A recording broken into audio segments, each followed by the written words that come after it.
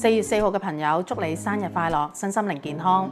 點解我咁正經呢？因為配合翻你嘅特質。呢一日出世嘅你呢，你係一個好有原則、好守規矩、好講信用嘅人，個人有責任感，堅持到底。你係一個實戰型嘅朋友嚟嘅，討厭一啲咧借啲意同埋唔守規矩嘅人。對於你嚟講咧，呢個世界好有規律嘅，應該有啲嘢咧都係要跟住做先啱嘅。做人講個信字，呢個世界係公平嘅，唔可以得失任何一個人，唔可以喺任何一個人身邊攞着數。對感情呢一方面咧，你係非常之認真嘅，你係不能接受外遇出軌同埋背叛呢件事嘅。結咗婚之後咧，家庭第一，守護屋企人咧係你成個人一生嘅成就嚟嘅。性對於你嚟講咧，可能會比較平淡少少啊，唔會話過分熱衷，有機會咧可能只係一個傳宗接代嘅儀式嚟嘅，係咪啊？咁如果係咁樣嘅話咧，就麻煩啦。除非你隔離嗰個都係咁諗嘅啫，生完小朋友咧就會有個無性嘅生活啦，要注意下。你好怕一啲背叛，睇下對家啦。如果對家係一個非常之渴求大嘅咧，有機會出軌啊，呢啲咧都要注意下嘅。財運方面咧就穩打穩紮型啦，無論你係打工又好啦，或者係創業都好啦，都會揾一啲工種咧係會有穩定少少嘅收入咧而去發展嘅。咁你嘅生命課題係啲咩呢？你個人